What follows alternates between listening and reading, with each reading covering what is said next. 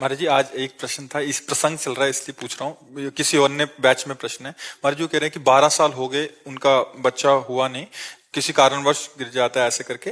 तो कह रहे हैं कि बहुत सारे लोग उनको ताने मार रहे हैं कि अपने पति की दूसरी शादी करा दो। कह रहे मेरा मन इतना व्यथित हो गया है कि मैं डिप्रेशन में जा रही हूँ कि बच्चा आएगा तो मतलब दूसरी शादी कर दूं। ऐसा भी संसार मान्यताएं बहुत संसार तो देखो बहुत विचित्र कोटि का है। संसार की तो सलाहें बहुत अलग अलग कोटि की हैं, बहुत अलग अलग कोटि की हैं। संसार की सलाह न माने तस्मात् शास्त्रम प्रमाणम ते कार्याकार्य व्यवस्थितो। कार्य और अकार्य की व्यवस्था शास्त्र सम्मत है। देखो, ये हमारे पूर्व जन्म का कर्मों का फल होता है कि संतान आई और चली गई, क्योंकि उस जीवात्मा की केवल गर्भ में रहना और निकलना, बस इतना ही केवल संयोग था। जैसे माता गंगा जी महाराज शांतनु से जो पुत्र होता गंगा में फेंक देती, 7 को फेंका, 8वें को जब उन्होंने रोक लिया तो ये कोई नई घटना नहीं थी। ये घटना पहले ब्रह्मलोक में तय हो चुकी थी। जब अष्टवसु को वशिष्ठ जी ने साथ, वो बड़ी कथाएं हैं, उन कथाओं का, वशिष्ठ जी के पास एक नंदिनी नाम की गाय है जो सर्व सुख प्रदान करती है। मतलब जो आप चाहो, जैसे कल्पतरु तैसे वो कामधेनु, जो चाहो आप वो दे दे, और उसका दूध पीने वाला अमर हो जाता है।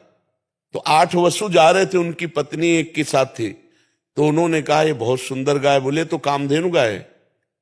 कामधेनु की महिमा बताई तो प्रलोभित हो गई, और उसने कहा मृत्यु लोक में मेरी एक सखी है, इस गाय का अपहरण कर लो, इसका दूध पिलाएंगे तो अमर हो जाएगी। वो गाय अपहरण कर ली। थोड़ी देर में वशिष्ठ जी आए, वशिष्ठ जी देखा गाय नहीं, ध्यान के द्वारा देखा तो अष्टवसु लिए जा रहे, वहीं प्रकट हो गए और कहा तुम नीच कर्म किए, देवताओं से भी श्रेष्ठ वसु होकर के एक ब्रह्म ऋषि की गाय चुराई, जाओ तुम मृत्यु लोक को प्राप्त हो। तो 7 चरणों में गिर गए। 8वें की पत्नी ने यह सारा प्लान बनाया था, 8वें सम्मिलित सब थे। तब उन्होंने कहा महाराज मेरी कोई गलती नहीं, मैं केवल 7 था। तो बोले 7 ही जन्मोगे, पर जन्म लेते ही मुक्त हो जाओगे, लेकिन 8वां ये मुक्त नहीं होगा। तो उनका प्रभु वसु से हमको मनुष्य लोक में जन्म लेने का शाप दिलाया इसने, तो मुझे मृत्यु लोक में स्त्री प्राप्त ना हो। तो उनका एवं मस्त ऐसा ही हो। तो देखो 7 जन्मते गंगा जी ने मार दिया, गंगा जी के जल में फेंक करके। और 8वें भीष्म पितामह, और कहा था कि मुझे पत्नी न मिले तो आजीवन ब्रह्मचारी। सब विधान भगवान का पहले से होता है, हम लोगों के कर्मों का जाल बिछा हुआ है। इस कर्म जाल को अगर काटना है तो भगवान का स्मरण करते हुए इतना महान हम भजन करें कि हमारे सारे कर्म विध्वंस हो जाएं और भगवत प्राप्त हो जाए। ये संसार, किसी के लड़का नहीं होता तो गांव में इतना टॉर्चर करते हैं। अब वो जो बहन है, माता है, उसके कान में जब ये शब्द जाते हैं तो कितना उसको जलन होती है। ये नीच बुद्धि के जो लोग होते हैं ना, ये टॉर्चर करते हैं। जी मान्यता है ना, उसी के लिए प्रश्न कर रहा हूँ। नहीं नहीं, ऐसी बिल्कुल नहीं धारणा करनी चाहिए। कितने लोग अपने यहाँ हैं जो पति पत्नी मिलकर के जवान होकर के ब्रह्मचर्य व्रत धारण करके भजन कर रहे हैं भगवत प्राप्ति के लिए। तो ये सब संसारी बातें तो नहीं, तस्मात् शास्त्रम प्रमाणम, शास्त्र के प्रमाण के अनुसार चलना। वैसे प्रत्येक माता पिता को ऐसी चिंता हुई है, इतिहास साक्षी है। चाहे वो महाराज चक्रवर्ती सम्राट दशरथ जी हो या नंद बाबा यशोदा जी हो, बड़े बड़े महापुरुषों को भी, क्योंकि गृहस्थ धर्म का फल है संतान। अगर वो चाहे लड़की हो चाहे लड़का हो, दोनों को समान भाव से देखना चाहिए। पुत्र में प्रधान भाव नहीं रखना चाहिए, क्योंकि इससे भेद बुद्धि पैदा होती है और ये धर्म विरुद्ध है। तो आज समाज में जैसे भाव बढ़ रहे हैं, पर यदि प्रारब्ध में संतान नहीं है तो निराश होने की जरूरत नहीं है। पति पत्नी दोनों फिर आगे चलकर ब्रह्मचर्य नियम ले और सन्यासी की तरह जीवन व्यतीत करते हुए भजन करे तो परम लाभ भगवान की प्राप्ति हो जाएगी। भगवान को अपना पुत्र मान ले, गोपाल जी को अपना पुत्र मान ले। पर गृहस्थी में प्रायः ये आकांक्षा रहती है। श्रीमद् भागवत का प्रारंभ ही इसी से होता है। आत्मदेव नाम के एक ब्राह्मण थे, बहुत समृद्धशाली थे। उनकी पत्नी का नाम था धुंधुली, लेकिन उनके कोई संतान नहीं थी। बहुत उन्होंने दान पुण्य यज्ञ आज्ञा आदि किए, लेकिन संतान नहीं हुई, क्योंकि उनके प्रारब्ध में संतान नहीं थी। तो उन्होंने सोचा कि मैं आत्म कर लेता हूं। इतना संतान में प्रियता बढ़ गई कि वो अपने शरीर को नष्ट करने के लिए जंगल चले गए। जंगल में देखा तो जब कोई धर्मात्मा पुरुष अपना अनिष्ट करना चाहता है तो भगवान किसी न किसी रूप में आ जाते हैं। तो एक सन्यासी के रूप में भगवान पधारे। उन्होंने कहा कि ब्राह्मण तुम क्यों निराश बैठे हो? तो उन्होंने दंडवत किया और कहा संत भगवान हमें संतान चाहिए।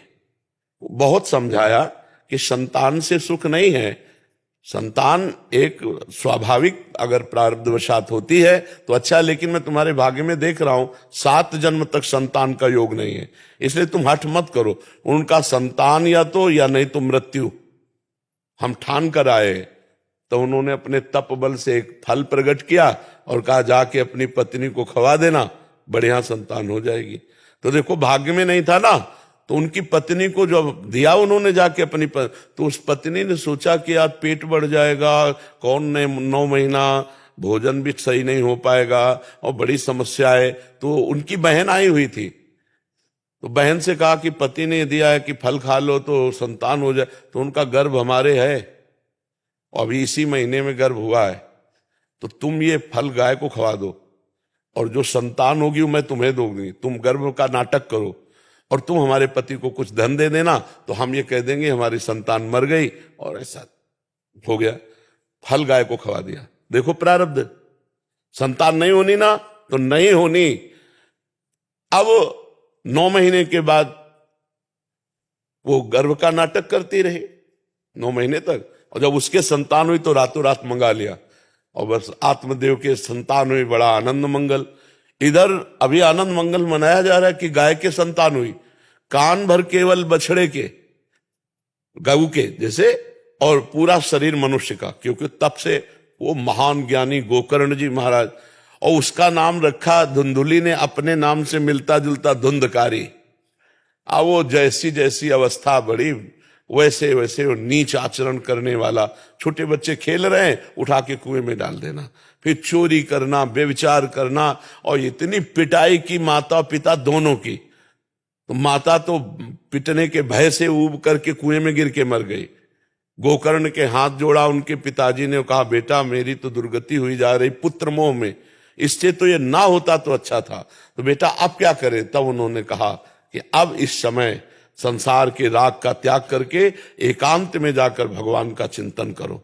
धर्मम भजस्व सततम त्यज लोक धर्मान सेवन सदा साधु पुरुषन जय काम तृष्णाम अन्यस्य दोष गुण चिंतन मास मुक्त्वा सेवा कथा रस्म हो नितराम पिबत्वम। लोक धर्म का त्याग करो, ये लोक धर्म की संतान हो, परम धर्म को स्वीकार करो, श्री भगवान को। बोले परम धर्म को कैसे स्वीकार करें? तो बोले सेवन सदा साधु पुरुषन, संत पुरुषों का संग करो, और काम और तृष्णा का त्याग करके ही सत्संग सफल होता है। और जाकर के किसी की निंदा स्तुति मत करना, भगवान का चिंतन करो, भगवान का। तो वो उधर चल, ये पापी पाप करते हुए वैश्याओं के द्वारा मारा गया और भूत योनि को प्राप्त हुआ। तब गोकर्ण जी ने श्रीमद् भागवत सुना करके उसका उद्धार कराया। तो जरूरी नहीं है कि संतान अगर हमारे पास नहीं तो हम व्यथित बने रहे, नहीं, हमारा मुख्य लक्ष्य भगवत प्राप्ति।